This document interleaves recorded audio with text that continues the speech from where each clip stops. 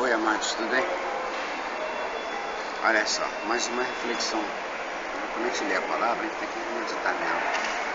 Nós temos que falar com o autor dela, que é o Espírito Santo, que enviou em torno de 42 homens, desde pescadores até sábios e reis. Então eu estava meditando aqui no capítulo 5 de Atos dos Apóstolos, vários atos que os apóstolos exerceram. No capítulo 5, no versículo 12, começa uma narração tremenda. Diz assim: muitos sinais e prodígios eram feitos entre o povo pelas mãos dos apóstolos, e costumavam todos reunir-se de comum acordo no pórtico de Salomão, determinada porta, chamada Porta de Salomão. Mas dos restantes ninguém ousava juntar-se a eles, porém o povo lhes atribuía grande admiração, não só pela coragem. Não é que depois que eles mataram o mestre deles, agora eles se reúnem na maior confiança ali naquele pórtico de Salomão.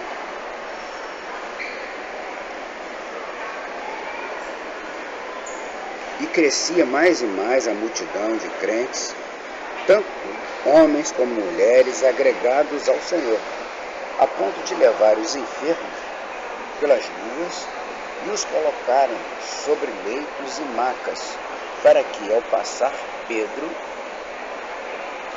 ao menos a sua sombra se projetasse sobre algum deles. Afluía também muita gente das cidades vizinhas a Jerusalém,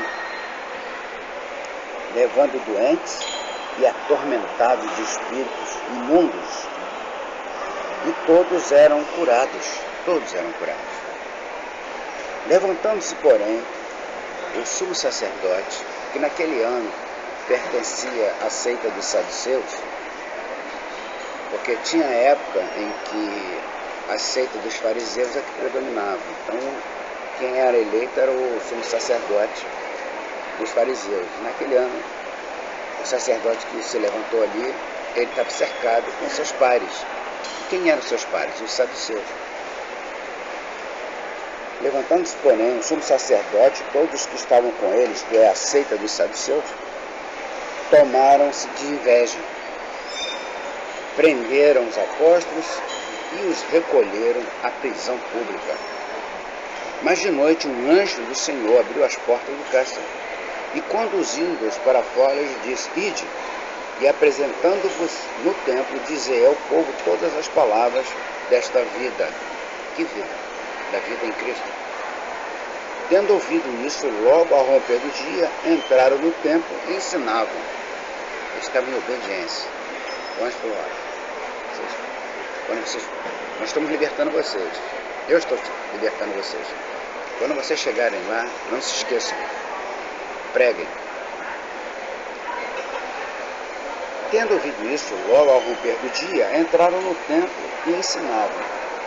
Chegando, porém, o sumo sacerdote e os que com ele estavam, convocaram o sinédrio, que era uma assembleia só dos que faziam parte do poder religioso, e todo o senado dos filhos de Israel, e mandaram buscá-los no cárcere. Vai lá, pega eles, tragam eles aqui, que nós vamos deliberar sentenças, deliberar ordem, deliberar ordenança. Olha, vocês agora em diante vocês têm que fazer assim, assim, assim.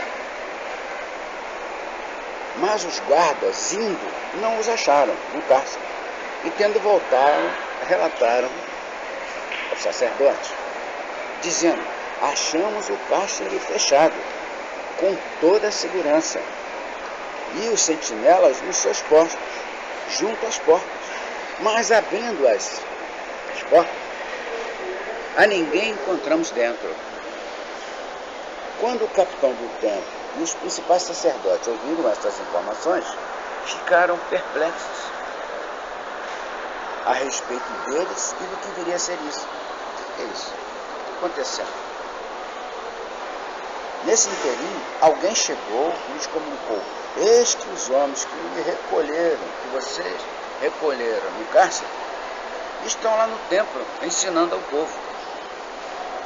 Nisto, indo o capitão e os guardas os trouxeram sem violência, porque temiam ser apedrejados pelo povo que ia ouvi-los, que ficavam maravilhados com a palavra. Trouxeram-nos apresentando-os ao sinédrio. E o sumo sacerdote interrogou-o, dizendo: expressamente, nós vos ordenamos que não ensinasseis neste nome, o nome de Jesus. Contudo, enchestes Jerusalém de vossa doutrina, e quereis lançar sobre nós o sangue deste homem. Quem? Cristo Jesus. Então Pedro e os demais apóstolos afirmaram: antes importa obedecer a Deus do que aos homens. O Deus de nossos pais ressuscitou a Jesus, a quem vós matastes, pendurando-o no madeiro. Deus, porém, com a sua destra, o exaltou a príncipe e salvador, a fim de conceder a Israel o arrependimento e a remissão de pecado. Ora, nós somos testemunhas desses fatos, e bem assim o Espírito Santo, que Deus outorgou aos que lhe obedecem. A maravilha, amados, a coisa mais tremenda que tem, é que nesse relato, que para uma pessoa que não conhece a Deus, que não conhece o que é a vida espiritual, que não conhece o que é o poder de Deus, que nem conhece ao menos a força do inimigo das nossas almas, fica estranho ouvir um relato desse e dizer: isso pode ser uma história. Acontece que se você vê os fatos de hoje, os que são religiosos lá hoje em Israel, o pessoal ligado às tradições, sabe que isso aconteceu. Mas é lógico que eles interpretam a história de acordo com eles. Não, eles pagaram aos guardas, os guardas ficaram ali na cara de pau, mas soltaram ele por causa de uma grana ou coisa parecida. No entanto, eles temiam. E mais, temiam o povo, porque sabia que aqueles homens, quando falavam do povo, não os ouviam por ouvir, por religiosidade. Eles ouviam e criam, passavam a crer sobrenaturalmente de que de fato aquelas coisas aconteciam. Senão, ninguém iria dispor de seus doentes em camas, em macas, ao longo do caminho onde Pedro e os demais apóstolos passavam. Quem é que faria isso se não tivesse, pelo menos, ouvido claramente que os apóstolos vinham realizando curas, milagres, tudo em nome daquele que tinha sido morto e que, ouvindo desses apóstolos, desses discípulos que já havia ressuscitado, o Deus Todo-Poderoso, o Filho do Deus vivo. Muitas vezes nós nos atemos à lógica, à racionalidade. E, por outro lado, também, muitas vezes nós nos tornamos crédulos de coisas que não têm consistência. Nem consistência tem. O que é que nós fazemos quando nós ouvimos uma coisa a respeito de uma determinada tecnologia, a respeito de um fato histórico? Nós temos uma postura crítica e começamos a ver qual é o fiel da balança que vai nos dar uma probabilidade de que aquilo seja de fato, tenha de fato ocorrido. Não é um factoide. Hoje nós diríamos assim, tanta coisa na internet, eles constroem, que são factoides, chamados factoides. Você cria um fato, entre aspas, diz que aquilo é verdade. Aí bota as fotos de quem você quer combater ou quem você quer elogiar e diz que aquilo ali é uma verdade.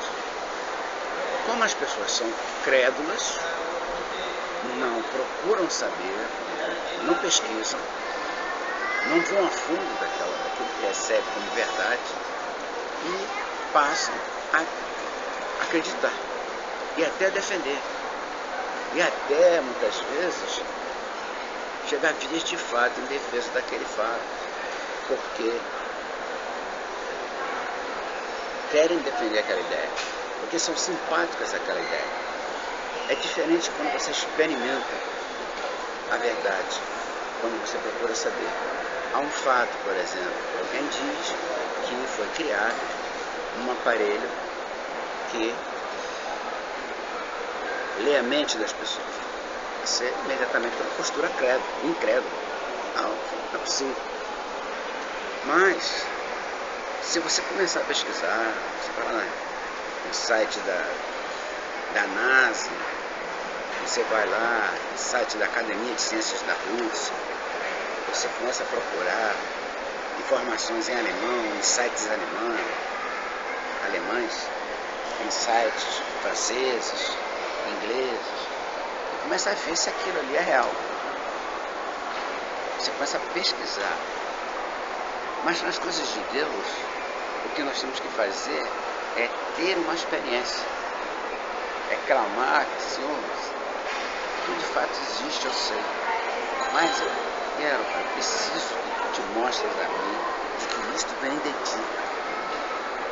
Ele vai te responder. Se você de fato no teu coração. E qual é a chave desse portal? Atemporal, supratemporal, supraespacial. Qual é a chave desse portal da verdade? É você ter a sincera procura da verdade. Porque nada se pode contra a verdade a não ser pela verdade. Deus é a verdade. Jesus é a verdade. O caminho é a vida. O caminho para a vida eterna. Então o que é que acontece na prática? Você tem que fazer prova de Deus. Simples assim. Você tem que ir crendo que Ele galardoa, que Ele te presenteia, que Ele responde, porque Ele é vivo. Ele não é um Deus idealizado, ele é um Deus real. Ele vai te responder. Então, se você tiver a coragem de querer saber, é muito paralelo, é muito similar esse paralelo que eu tenho em relação a factoides da história. Você vai lá na história e começa a pesquisar, preferivelmente documentos primários, fontes primárias, para saber se de fato foi assim que sucedeu. Com Deus, você não precisa procurar fatos que sucederam, nem historicamente, nem saber se os judeus concordam, ou se foi baseado, você até pode fazer isso historicamente. Mas ter uma experiência com Deus é diferente. Sabe por que é diferente? Porque é simples se houver sinceridade no teu coração. Se tiver fome de Deus no teu coração, se tiver sede de Deus no teu coração, você vai ter uma experiência com Ele. E se você quiser ouvi-lo, você vai ouvi-lo. Simples assim, complicadíssimo assim, porque nós somos chegados a uma complicação.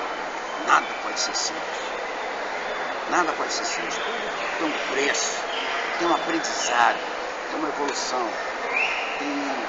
Você vai, atinge um estágio, depois atinge outro estágio, depois vai para outro estágio mais secreto. Essas coisas são ocultas. Não. Deus se revela a todos aqueles que chegam com o coração sincero para Ele. Ele te responde se você de fato estiver procurando. E você de fato reconhecer como um Deus onisciente, onipresente, onipotente, todo-poderoso. Um Deus que ama. O único Deus existente. Isso é possível se você tiver no teu coração sede e fome de Deus. Se você estiver verdadeiramente buscando, você vai achar lá. Porque Ele se deixa se revelar. Pensa nisso, medita nisso e pratique isso. Em nome de Jesus. Um beijo no teu coração.